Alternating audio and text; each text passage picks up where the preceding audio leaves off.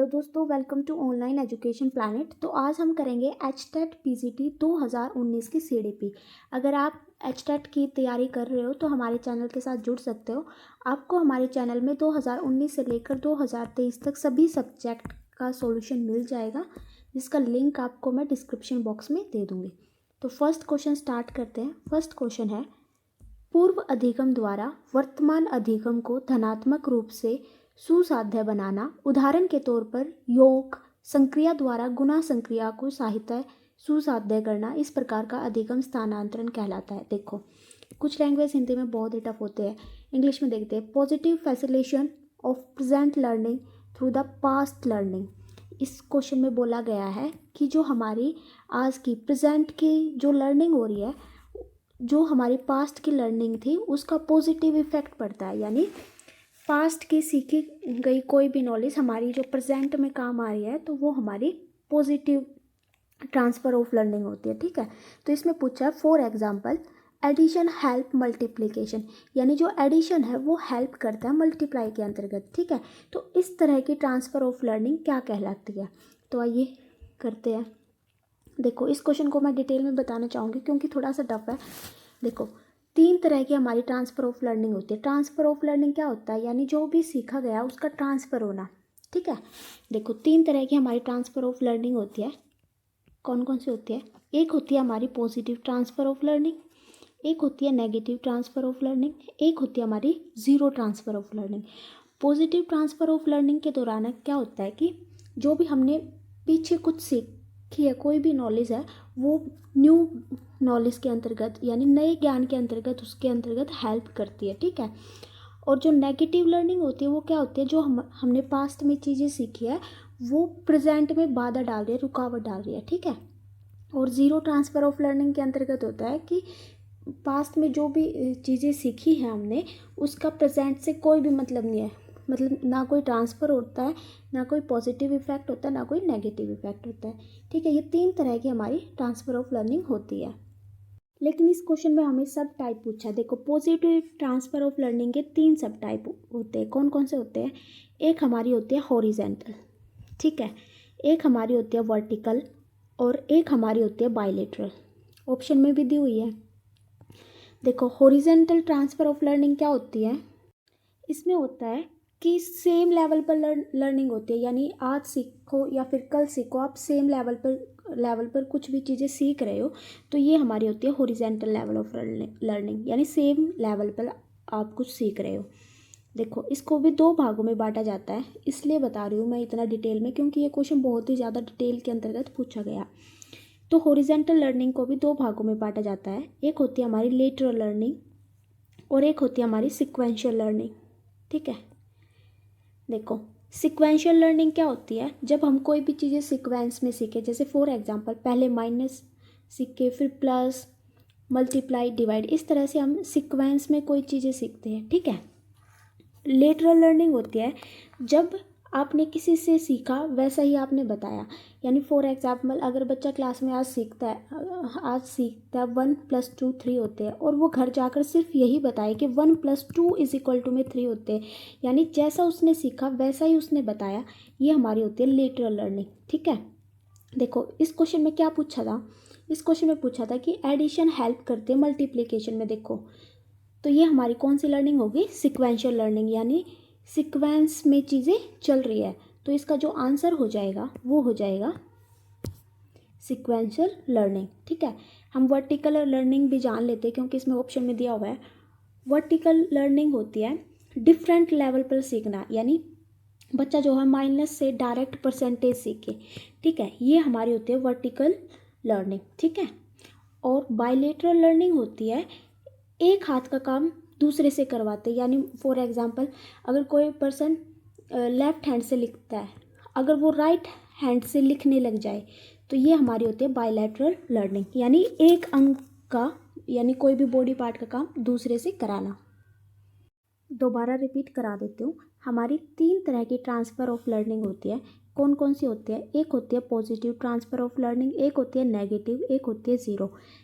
जिसमें पुरानी नॉलेज होती है जो भी, वो न्यू नॉलेज के अंतर्गत हेल्पफुल रहे, यानी मदद करे, वो हमारी होती है पॉजिटिव और नेगेटिव ट्रांसफ़र ऑफ लर्निंग के अंतर्गत क्या होता है, जो भी पुरानी नॉलेज होती है वो रुकावट पैदा करे कुछ नया सीखने के अंतर्गत। और ज़ीरो ट्रांसफ़र ऑफ लर्निंग क्या होती है, जिसमें पुरानी नॉलेज न्यू नॉलेज के अंतर्गत मतलब कोई भी ना तो पॉजिटिव चीज़ें करे ना फिर कोई नेगेटिव इफेक्ट डाले। ठीक है, पॉजिटिव को फिर हम तीन तरह से बांट देते हैं। पॉजिटिव एक होती है हॉरिजेंटल, एक होती है वर्टिकल, एक होती है बायलेटरल। हॉरिजेंटल क्या होता है, सेम लेवल पर लर्निंग होती है। ठीक है, वर्टिकल के अंतर्गत क्या होता है, जैसे इंसान जो है डिफरेंट लेवल पर सीखना स्टार्ट कर देता है, जैसे माइनस से डायरेक्ट वो परसेंटेज पर चला जाता है। ठीक है, इस तरह से। और बायलेटरल में क्या होता है, जब एक बॉडी का पार्ट का काम दूसरा करने लग जाए, यानी फॉर एग्जांपल अगर कोई लेफ्ट हैंड से लिखता है, अगर वो राइट से स्टार्ट कर दे तो वही एग्जांपल हो जाएगा बायलेटरल, यानी एक हाथ का काम दूसरे से करवाते हैं। ठीक है, फिर हॉरिजेंटल को भी दो भागों में बांट दिया था। एक था सिक्वेंशियल, जो कि सीक्वेंस में सीखे, जैसे माइनस प्लस मल्टीप्लाई डिवाइड। ठीक है, और लेटरल में मतलब बच्चा जैसा सीखता है, सिर्फ जैसा उसे सिखाया जाता है सिर्फ वैसा ही बिहेव करता है। ठीक है, तो ये पार्ट थे हमारे। तो आइए क्वेश्चन कर लेते हैं अब।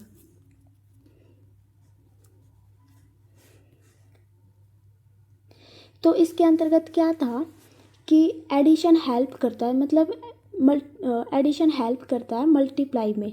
तो ये तो एक सीक्वेंस में चल रहा है, माइनस प्लस मल्टीप्लाई, तो ये हमारी क्या होती है, सीक्वेंशियल लर्निंग। नेक्स्ट है विद्यालय का प्रजातांत्रिक संगठन अधिगम को प्रभावित करता है। अधिगम का यह कारक संबंधित है, यानी the democratic organisation of school influence learning, this factor of learning is related to, यानी जो स्कूल की लर्निंग है वो इफ़ेक्ट करती है। ठीक है, तो आइए देखते हैं, ऑप्शन देख लेते हैं। ऑप्शन से आपको आंसर पता चल जाएगा। सबसे पहला है मैथडोलॉजिकल एस्पेक्ट, यानी विधि विज्ञान पक्ष से। नाम से ही पता चलता है कि मेथड से, यानी लर्निंग को मेथड से अरेंज करे, फिर डाटा इकट्ठा करे, फिर उसका एनालिसिस करे। ठीक है, तो इसके अंतर्गत तो हम एक मेथड अरेंज करके फिर उसके एनालाइज करके लर्निंग करते हैं। सोशल एस्पेक्ट में होता है कि बच्चा जो है इंटरेक्ट करके सीखता है, जो कि उसके आसपास में होता है।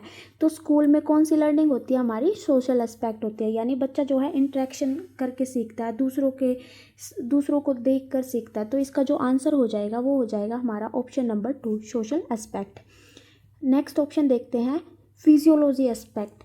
फिजियोलॉजी एस्पेक्ट के अंतर्गत क्या होता है, इसमें क्या होता है कि लर्निंग के दौरान जो बच्चे का ब्रेन है वो कैसे चेंज होता है, यानी मानव का जो शरीर होता है स्वस्थ होने पर और अस्वस्थ होने पर कैसे काम करता है, ये हमारी होती है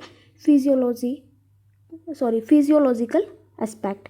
नेक्स्ट देखते हैं हम साइकोलॉजिकल एस्पेक्ट। साइकोलॉजिकल एस्पेक्ट होता है, इसमें अध्ययन करते हैं कि लोग कैसे सीखते हैं, कैसे नॉलेज प्राप्त करते हैं, कैसे स्किल प्राप्त करते हैं। ठीक है, तो इसका जो आंसर हो जाएगा वो हमारा ऑप्शन नंबर 2 हो जाएगा। नेक्स्ट है, निम्नलिखित में कौन सी योजना विद्यार्थियों को समस्या समाधान में सुधार करने के लिए उपयुक्त नहीं है, यानी इस क्वेश्चन में हमें बताना है कि कौन सी स्ट्रैटेजी स्टूडेंट के प्रॉब्लम सॉल्विंग को इम्प्रूव नहीं करती है। ठीक है, नहीं करती है हमें बताना। सबसे पहले विद्यार्थियों की प्रक्रियात्मक नियतता, यानी फंक्शनल फिक्स्डनेस ऑफ स्टूडेंट। देखो, अगर आप किसी चीज़ को फिक्स्ड कर दोगे कि भाई ऐसे ही कार्य करना है, तो वो जो है समस्या समाधान में सुधार करने के लिए उपयुक्त एक स्ट्रेटजी नहीं हो सकती। ठीक है, तो हमारा ऑप्शन नंबर फर्स्ट ही हो जाएगा। क्योंकि स्टूडेंट प्रॉब्लम सॉल्विंग होते हैं, उसको इम्प्रूव करने के लिए क्या चाहिए, हमें फ्लेक्सिबिलिटी चाहिए। ठीक है, नेक्स्ट ऑप्शन देख लेते हैं। वास्तविक विश्व समस्याओं के समाधान के लिए व्यापक अवसर देना, बिल्कुल बच्चों को अपॉर्चुनिटीज़ देनी चाहिए। बालकों को समस्या समाधान में माता पिता को सम्मिलित करना, बिल्कुल पेरेंट्स को भी इन्वॉल्व करना चाहिए। विद्यार्थियों की समस्या समाधान की प्रभावी और अप्रभावी योजनाओं को मॉनिटर करना, बिल्कुल बच्चे को मॉनिटर करना चाहिए कि ये इफ़ेक्टिव है, ये इनइफेक्टिव है। ठीक है, तो इसका जो नेगेटिव स्टेटमेंट हो जाएगी वो हमारी हो जाएगी ऑप्शन नंबर 1। रोहन बाहुबली की नवीनतम चित्रकथा पुस्तक पढ़ रहा है क्योंकि वह इस बात का इंतज़ार नहीं कर सकता कि बाहुबली और उसके परिवार के साथ क्या हुआ। यह सही उदाहरण है, यानी इस क्वेश्चन में पूछा है कि एक बच्चा है रोहन, वो एक स्टोरी पढ़ रहा है, कोई भी कथा पढ़ रहा है, उसमें वो सिर्फ मतलब पढ़ते पढ़ते उसको इतनी, कई बार ये नहीं हो जाता कि हमें सिर्फ रिज़ल्ट जानना होता है कि लास्ट में क्या हुआ, क्योंकि इंतज़ार नहीं होता। वो जानना चाहता है कि उसके परिवार के साथ अंत में क्या हुआ, बाहुबली और उसके परिवार के साथ। तो ये क्या है, केवल आंतरिक अभिप्रेरणा का, बिल्कुल ये हमारा इंट्रिंसिक मोटिवेशन होता है कि हमें जानने की जिज्ञासा रहती है कि अभी पता चल जाए क्या है क्या नहीं। तो इसका जो आंसर हो जाएगा वो हमारा ऑप्शन नंबर फर्स्ट हो जाएगा। देखो, जो हमारा बाह्य अभिप्रेरणा होते हैं, जो एक्सट्रिंसिक मोटिवेशन होते हैं, उसमें तो क्या होता है, बच्चे को लालच दिया जाता है कि भाई आपको पुरस्कार मिलेगा, रिवार्ड मिलेगा, चॉकलेट मिलेगी। तो ये हमारे बाह्य होते हैं, ठीक है। तो ये बोथ इंटरेस्टिंग, ये तो गलती हो जाएंगे। तो हमारा ऑप्शन नंबर फर्स्ट जो है ठीक हो जाएगा। नेक्स्ट है, सांस्कृतिक पूर्वाग्रह पक्षपात से बचाव के लिए निम्नलिखित में से कौन सी एक अच्छी आकलन योजना है। इसमें हमें बताना है कि कौन सी अच्छी स्ट्रैटेजी है कि अवॉइड करने के लिए कल्चरल बायसनेस को। बायस देखो नाम से ही पता, पक्षपात। पक्षपात क्या होता है, जब हम किसी की तरफ ज़्यादा झुकाव होता है या फिर किसी के बारे में पहले ही निर्णय बना लेते कि इसके हमें खिलाफ ही निर्णय लेना है या फिर इसके पक्ष में ही निर्णय लेना है, तो ये हमारा क्या होता है, बायसनेस होता है, ठीक है। तो इसमें हमें बताना है कि कौन सी अच्छी स्ट्रैटेजी रहेगी ताकि इस बायसनेस को अवॉइड कर सके, दूर कर सके। सबसे पहले, विभिन्न विधियों का उपयोग विद्यार्थी के आकलन के लिए, बिल्कुल हम अलग अलग मेथड का यूज़ कर सकते हैं। नेक्स्ट है, एक अच्छे मानकीकृत परीक्षण का उपयोग करना। कोई सिंगल मेथड हम यूज़ नहीं कर सकते, बायसनेस होती है। उस जितने अलग अलग मेथड यूज़ करेंगे उतनी बायसनेस की जो वो होता है वो थोड़ा कम हो जाता है। थर्ड ऑप्शन है, मानव जातीय विभिन्नताओं को आनुवांशिक का कारण मानना। नहीं, हम पहले ही किसी को ये कारण मान लेते कि इस वजह से ये हुआ होगा, तो ये गलत है।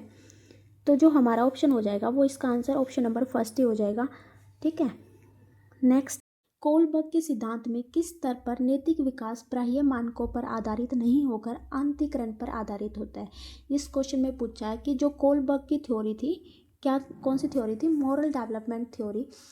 इसमें कौन से लेवल पर जो है जो बच्चा होता है वो आंतरिकरण पर आधारित होता है, यानी इंटरनल, जो अपने मन से रिलेटेड होता है, यानी जो अपने मन से करता है, ठीक है, ना कि ये कि सोसाइटी क्या सोचेगी, कि एक्सटर्नल पर बेस न हो। तो आइए देखते हैं हम। देखो, कोलबर्ग की 3 लेवल थी और 6 स्टेजेस थी, ठीक है। 3 लेवल कौन कौन सी थी, pre conventional level, conventional level और पोस्ट कन्वेंशनल लेवल। इनके अंतर्गत 2-2 स्टेज थी, ठीक है। प्री कन्वेंशनल लेवल के अंतर्गत बच्चा क्या होता है, सही या गलत बड़ों के अनुसार यानी एक्सटर्नल के अनुसार, ठीक है। तो ये ऑप्शन गलत हो जाएगा हमारा प्री कन्वेंशनल लेवल।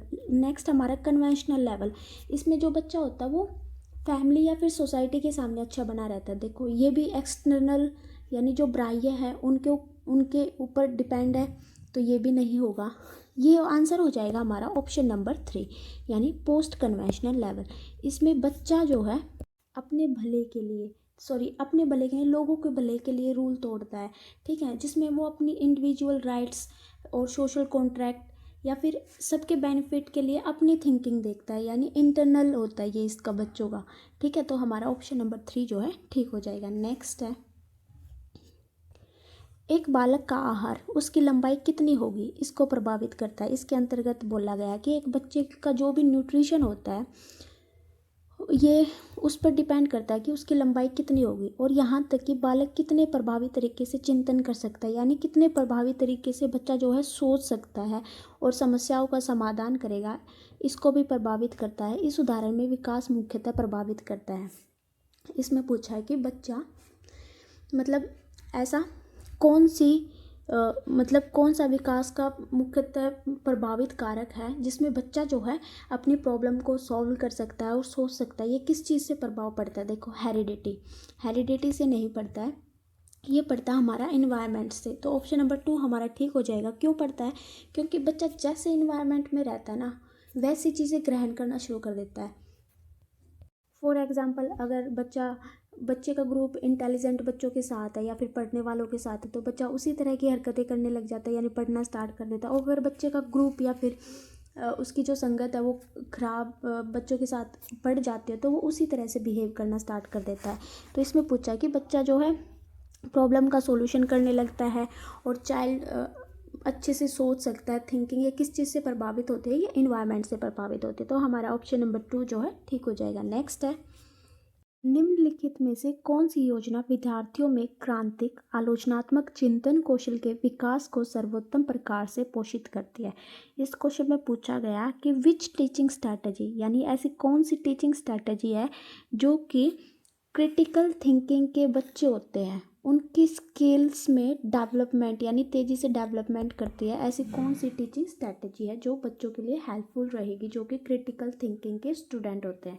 सबसे पहले हम जानेंगे कि क्रिटिकल थिंकिंग क्या होता है। क्रिटिकल थिंकिंग वाले बच्चे होते हैं वो क्या करते हैं, जैसे जो भी वो पढ़ते हैं, लिखते हैं, सुनते हैं, कहते हैं, यानी जो भी वो करते हैं उसको पहले क्या एनालाइज करते हैं और फिर बाद में जो है किसी भी निर्णय पर पहुंचते हैं।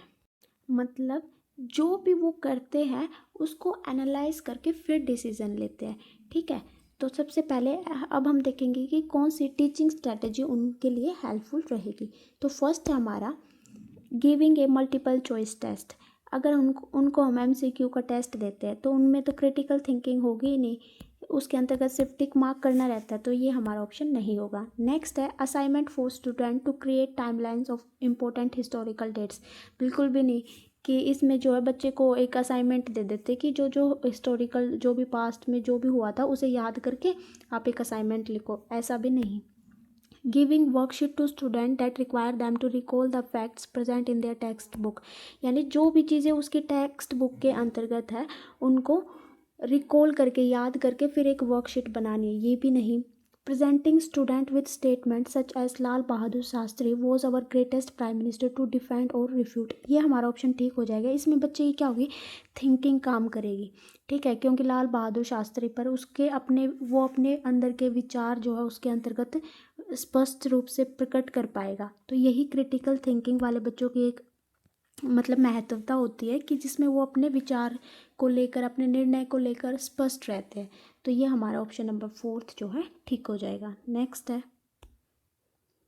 एरिक्सन के अनुसार जटिल समाज में किशोर किशोरियों निम्नलिखित में से कौन सी अवस्था का अनुभव अधिक करते हैं। इसमें पूछा है कि अकॉर्डिंग टू एरिक्सन के द्वारा in complex society teenager experience which of the following state, कि कौन सी स्टेट जो है एरिक्सन द्वारा जो टीनेजर्स होते हैं वो बहुत ज़्यादा अनुभव करते हैं।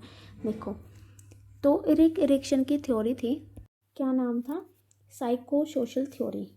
एरिक्सन की थ्योरी थी साइको सोशल थ्योरी। इसके अंतर्गत एरिक्सन बोलता है कि जो बच्चा होता है वो 8 स्टेजेस से होकर गुजरता है। उसमें जो है उसके सामने जो है क्राइसिस आते हैं, यानी कुछ डिफ़िकल्टीज आते हैं, कुछ कॉन्फ्लिक्ट्स होते हैं, उनको रिसोल्व करके या तो उसमें एक पॉजिटिव इफेक्ट पड़ेगा या फिर उसका एक नेगेटिव इफेक्ट पड़ेगा। तो ये थ्योरी थी एरिक्सन की। तो सबसे ज़्यादा किस चीज़ का अनुभव लेते हैं वो आइडेंटिटी क्राइसिस का। तो ये हमारा ऑप्शन नंबर 1 जो है ठीक हो जाएगा, क्योंकि उसने संकट की बात की थी एरिक्सन ने कि हर स्टेज के अंतर्गत एक संकट आएगा बच्चे को, उसको या तो वो सॉल्व करे या सॉल्व करेगा तो उस पर एक पॉजिटिव इफेक्ट पड़ेगा, अगर उसका वो सॉल्यूशन नहीं कर पाता तो उस पर एक नेगेटिव इफेक्ट पड़ेगा। नेक्स्ट क्वेश्चन करते हैं, किशोर विद्यार्थियों के साथ कार्य करते समय एक अध्यापक के लिए सर्वाधिक उपयुक्त कार्य योजना है, यानी जो किशोर अवस्था वाले बच्चे होते हैं उनके साथ अगर काम करता है टीचर तो कौन सी सूटेबल स्ट्रैटेजी रहेगी। फर्स्ट ऑप्शन देखते हैं, विद्यार्थियों से तुलना करने के लिए कहना बिल्कुल गलत है, कंपैरिजन करना बिल्कुल गलत होता है एक टीचर के लिए। नेक्स्ट है एक समस्या प्रस्तुत कर विद्यार्थियों से परिकल्पनाओं का निर्माण कराना, तो ये हमारा ऑप्शन ठीक हो जाएगा, यानी बच्चों के सामने एक समस्या प्रस्तुत करना, एक प्रॉब्लम प्रस्तुत करना है जिस पर बच्चे अपने अपने मतलब पॉइंट ऑफ व्यूज़ यानी परिकल्पनाओं के आधार पर उसको कैसे सॉल्व कर सकते हैं, ये एक बहुत ही सूटेबल स्ट्रैटेजी रहेगी। तो हमारा जो ऑप्शन हो जाएगा वो ऑप्शन नंबर 2 हो जाएगा। नेक्स्ट है बालक न्यून दृष्टि के माने जाते हैं जिनकी दृष्टि तक्षणता होती है, यानी हमें बताना है कि ऐसे किन बच्चों का लो विज़न होता है जिनकी विजुअल इक्विटी किस किस के बीच में होती है। तो किसके बीच में होती है, जो 20/70 से 20/200 के बीच में होते हैं, वे बच्चे जो है उन बच्चों का जो है लो विज़न यानी न्यून दृष्टि मानी जाती है। फैक्ट्स है, याद कर लेना। नेक्स्ट है अधिगमकर्ता शिक्षु केंद्रित अनुदेशनात्मक योजना जिसमें विद्यार्थी अध्यापक के प्रश्नों और निर्देशों की सहायता से अपनी समझ को निर्मित करने के लिए प्रोत्साहित होते वह है। यानी इस क्वेश्चन में पूछा है कि वो स्टूडेंट जो इंक्रेज होते हैं काम अपनी अंडरस्टैंडिंग बनाने में with the help of teacher. यानी इसमें बोला गया है कि जो लर्नर होते हैं यानी जो स्टूडेंट होते हैं वो टीचर की हेल्प और गाइडेंस के साथ अपनी खुद की अंडरस्टैंडिंग और समझ बनाने के लिए प्रोत्साहित होते हैं। ऐसी कौन सी लर्निंग होती है? तो ये हमारी होती है गाइडेड डिस्कवरी लर्निंग, याद रखना है। इसमें जो है टीचर की हेल्प से बच्चा जो है खुद की अंडरस्टैंडिंग डेवलप करता है। नेक्स्ट है बालक के लक्षण, जब वह किसी कार्य पर केंद्रित नहीं रह पाता, आवेगपूर्ण क्रिया करता है, सामाजिक नियमों की परवाह नहीं करता है और कुंठा के समय विद्वेषता के साथ अनाप शनाप बोलने लग जाता है, संकेत है। यानी इसमें एक ऐसे बच्चे का सिम्टम्स बताया गया जो कि इम्पल्सिव है, यानी बात बात पर बहुत ही ज़्यादा हाइपर हो जाता है। तो वो कौन सा इंडिकेशन होता है? वो हमारी होती है attention deficit hyper activity disorder. इसे एडी और एचडीबी कहा जाता है। इसके अंतर्गत बच्चा क्या होता है, छोटी छोटी बात पर बहुत ज़्यादा गुस्सा, बहुत ज़्यादा हाइपर हो जाता है। ठीक है, तो ये हमारा होता है attention deficit hyper activity disorder. Option भी देख लेते हैं। स्लो लर्नर क्या होता है? इसमें बच्चा जो है धीरे धीरे सीखता है। मेंटल रिटार्डेशन क्या होता है? इसमें बच्चे की थोड़ी मंद बुद्धि होती है, यानी बुद्धि बिल्कुल कम होती है बच्चे के अंदर। और एमनेशिया होता है, इसके अंतर्गत बच्चा जो है चीज़ें भूलने लग जाता है। नेक्स्ट क्वेश्चन करते हैं। एस सामाजिक संज्ञान सिद्धांत से उसी प्रकार संबंधित है जिस प्रकार वाइगोत्स्की सामाजिक निर्मितवाद सिद्धांत से संबंधित है। इस क्वेश्चन में पूछा है कि जिस तरह से वाइगोत्स्की का सोशल कंस्ट्रक्टिविस्ट थ्योरी है, उसी तरह सोशल कॉग्निटिव थ्योरी किसके द्वारा दी गई? तो सोशल कॉग्निटिव थ्योरी किसके द्वारा दी गई थी? बंडूरा के द्वारा। इस थ्योरी में क्या था कि बच्चा जो है ऑब्जर्व करके सीखता है, यानी बच्चा जो है कॉपी करता है। और इसके अंतर्गत उसने 4 प्रोसेस बताए थे, बहुत ही इंपॉर्टेंट है, आप याद कर लेना कौन कौन से। और लाइन में याद करना है अटेंशन, रिटेंशन, रिप्रोडक्शन और मोटिवेशन। ठीक है, अटेंशन के अंतर्गत क्या होता है? बच्चा ध्यान देता है। ठीक है, रिटेंशन फिर उस जो भी मतलब जिसकी भी तरफ ध्यान दे रहा है, रिटेंशन पहले ध्यान देगा, अटेंशन, रिटेंशन फिर उसको ग्रहण करेगा, रिप्रोडक्शन फिर इसको करके देखेगा, मोटिवेशन फिर उसको मोटिवेशन मिलेगा। तो ये थी बंडूरा की सोशल कॉग्निटिव थ्योरी। नेक्स्ट है ब्रोन फ्रेबनर की पारिस्थितिक सिद्धांत के अनुसार विद्यार्थी का परिवार, साथी और विद्यालय आदि उसके विकास को प्रभावित करते हैं और ये संबंध है। इसमें हमें बताना है कि जो ब्रोन फ्रेबनर की थ्योरी थी, इकोलॉजिकल थ्योरी, उसके अंतर्गत जो फैमिली, पीयर्स और स्कूल होता है वो कौन से सिस्टम के अंतर्गत आता है? ब्रोन फ्रेबनर ने 5 सिस्टम दिए थे। इसमें उसने बताया था कि एक बच्चे के ऊपर या फिर एक पर्सन के ऊपर कैसे प्रभाव पड़ता है। सबसे पहले पड़ता है माइक्रो सिस्टम, यानी बच्चा डायरेक्टली जिससे कनेक्ट होता है, जैसे पेरेंट्स से, स्कूल से, फैमिली से। तो यही हमसे पूछा है, तो इसका जो आंसर हो जाएगा वो हमारा हो जाएगा माइक्रो सिस्टम। पहला था माइक्रो सिस्टम, सेकेंड था मीजो सिस्टम, थर्ड था एक्सो सिस्टम, फोर्थ था मैक्रो सिस्टम और फिफ्थ था क्रोनो सिस्टम।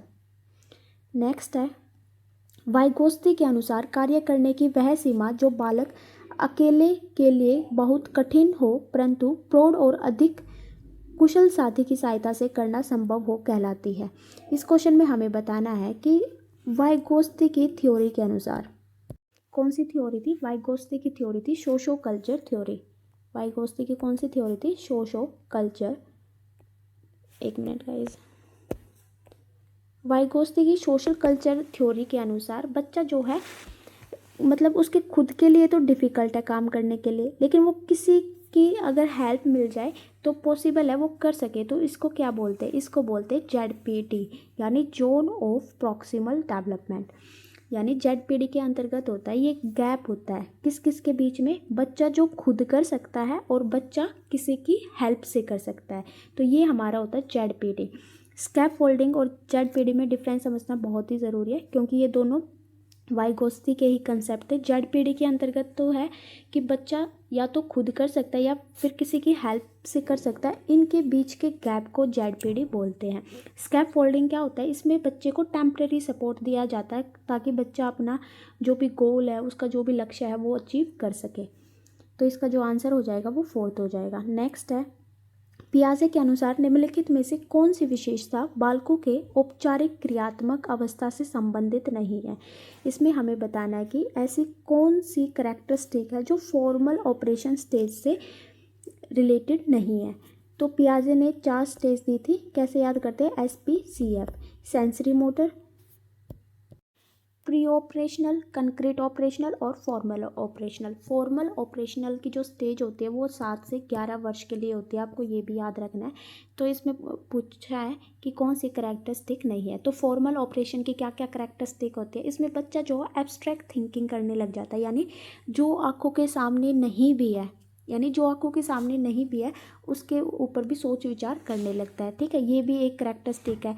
ठीक है, एक है हमारी स्पेशियल रीजनिंग। स्पेशियल रीजनिंग क्या होता है, जिसके अंतर्गत जो हमारे 3D ऑब्जेक्ट होते हैं, यानी क्यूबॉइड, सिलेंडरी, ये सब के ऊपर जो है विचार विमर्श करने लग जाता है।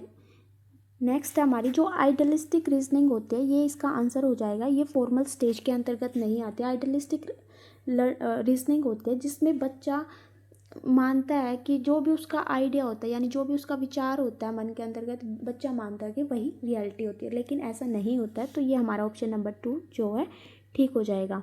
ठीक है, फॉर्मल स्टेज के अंतर्गत बच्चा जो है एब्स्ट्रैक्ट थिंकिंग करने लगता है, हाइपोथेटिकल डिडक्टिव रीजनिंग करने लगता है, यानी बच्चा जो जो भी चीज़ें देखता है उसका कारण सोचने लगता है कि इसके पीछे क्या रीज़न है। तो ये सब बच्चा करने लग जाता है।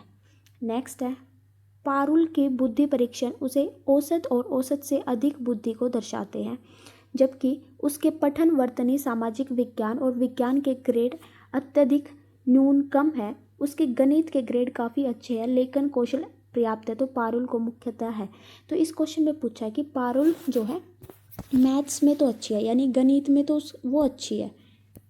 देखो, मैथ्स में तो वो काफ़ी अच्छी है, लेकिन जो उसके पढ़ने के, वर्तनी यानी बोलने के, और जो सामाजिक विज्ञान और विज्ञान के ग्रेड है वो बहुत ही कम है।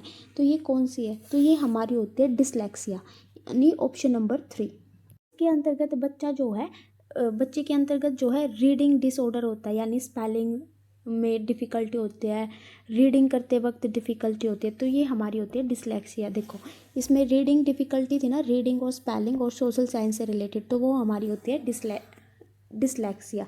डिसकैल्कुलिया होती है जिस बच्चे को मैथ्स में प्रॉब्लम होती है। ठीक है, डिसग्राफिया होती है जिस बच्चे को लिखने में प्रॉब्लम होती है, राइट। ठीक है, और डिसफेसिया होती है जिस बच्चे को कम्युनिकेशन स्किल्स के अंतर्गत जो डिसऑर्डर होता है।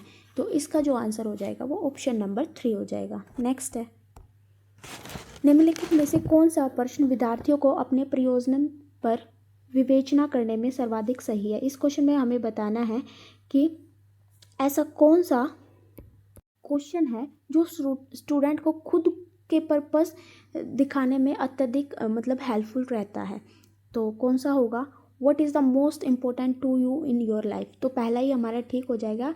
इसमें बच्चे की मतलब ये पता चल जाएगा कि उसकी लाइफ में क्या इम्पोर्टेंट है, और इससे जो है इसके लाइफ का पूरा पर्पस पता चल जाएगा।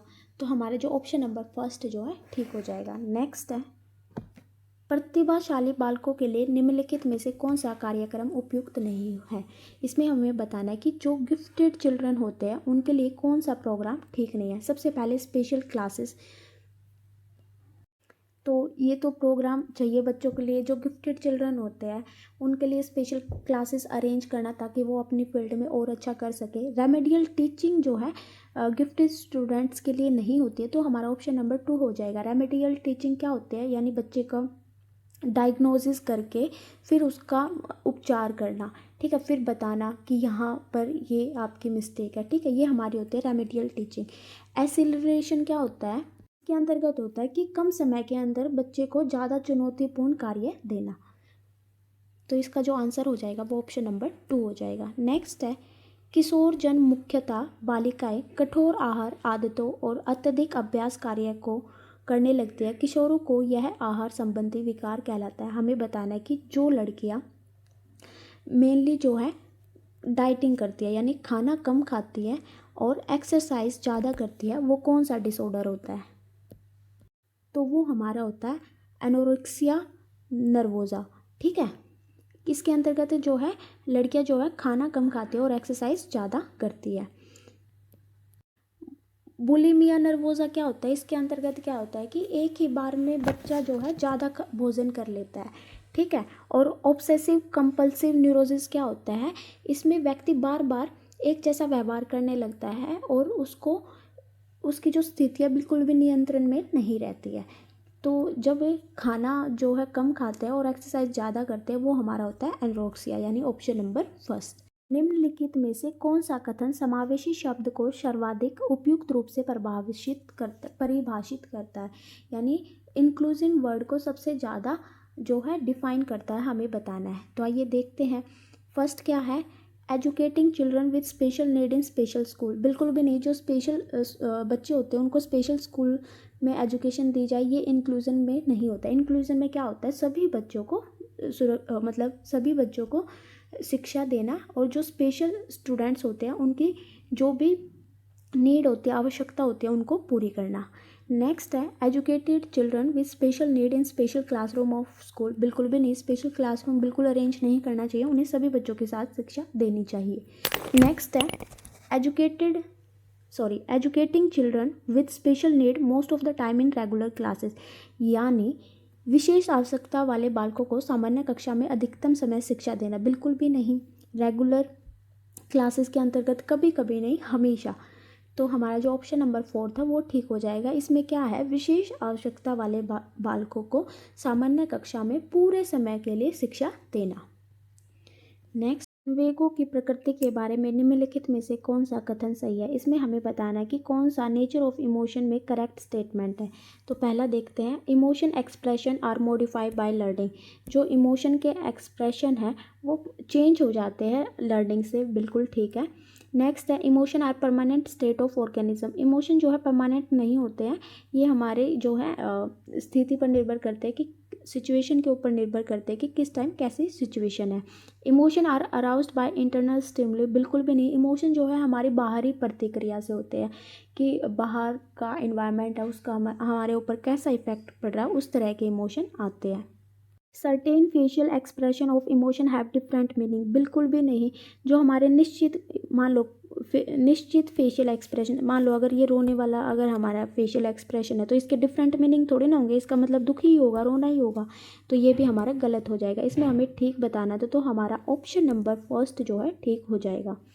नेक्स्ट है, जब विद्यार्थी अधिगम विषय वस्तु का अर्थ निकालकर उसे समझने के अधिगम उपागम का उपयोग करते हैं तो वह अधिगम शैली निम्नलिखित में से कौन सी है, यानी विच of the following type of learning style is used when student approach the learning material in way that help them understanding the meaning of material. इसमें बोला गया कि कोई भी मटेरियल है, यानी कोई भी थिंग है या फिर वस्तु है, उसकी बिल्कुल डीप में उसे सोचना, उस तरह की अप्रोच हमें कौन सा स्टाइल होता है, तो ये हमारा होता है डीप स्टाइल, यानी ऑप्शन नंबर 4, यानी गहन शैली। इसमें जो लर्नर होता है, यानी जो सीखने वाला होता है, वो सीखने की वस्तु का अर्थ समझने की कोशिश करता है, ठीक है। प्रैक्टिकल स्टाइल में क्या होता है, जब बच्चा जो है जो भी थ्योरी उसे सिखाई गई है उसे प्रैक्टिकल वे में यूज़ करके देखना। सरफेस स्टाइल क्या होता है, सिर्फ उसमें क्या होता है, ऊपर ऊपर से बच्चे ऊपर ऊपर से कंप्लीट कर लेते हैं, यानी कोई भी टास्क है उसका अर्थ समझने की कोशिश नहीं करता, सिर्फ उसे ये होता है कैसे ना कैसे ये कंप्लीट हो जाए, तो ये हमारा हो जाएगा सरफेस स्टाइल। तो इसका जो आंसर हो जाएगा वो हमारा हो जाएगा डीप स्टाइल। नेक्स्ट है, इस प्रकार बोलना अथवा लिखना जो दूसरों पर प्रभाव छोड़ दे तो वो क्या कहलाता है। ये क्या होता है, ये हमारा भाषा का व्यवहारिक रूप होता है, यानी जो भी बच्चे स्पीकिंग में, बोलने में, लिखने में अच्छे होते हैं, वो अपने आप की एक दूसरों के ऊपर प्रभाव छोड़ ही देते हैं, ठीक है। तो ये हमारा होता है प्रैग्मेटिक्स ऑफ लैंग्वेज। नेक्स्ट है, अधिगम की वह अवस्था जिसमें एक से अधिक साथी एक दूसरे को प्रेरित और प्रोत्साहित करते हैं कहलाती है।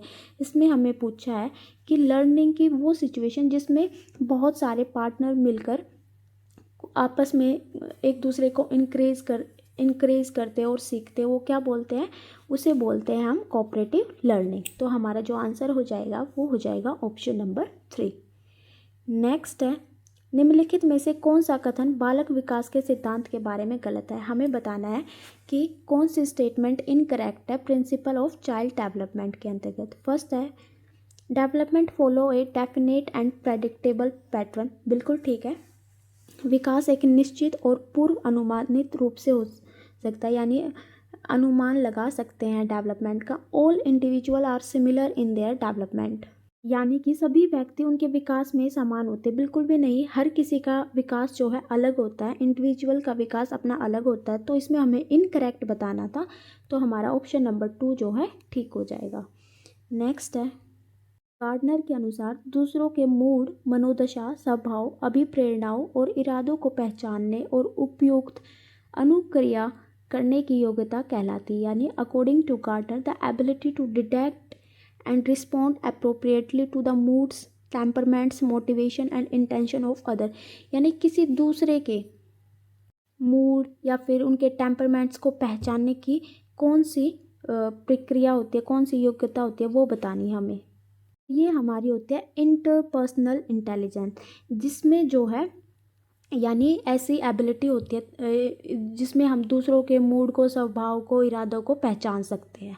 तो ये हमारी हो जाएगी इंटरपर्सनल इंटेलिजेंस। इंट्रापर्सनल क्या होती है, जिसके अंतर्गत हम खुद की पहचाने, खुद की योग्यता को डिटेक्ट करें, ठीक है। लिंग्विस्टिक जो है भाषा से संबंधित होती है, और बॉडली काइनेस्टिक जो है बॉडी से, मूवमेंट से, जैसे फॉर एग्जांपल जो भी डांसर होते हैं या फिर जो भी जिम फ्रीक होते हैं, वो उनकी होती है बॉडली काइनेस्टिक इंटेलिजेंस।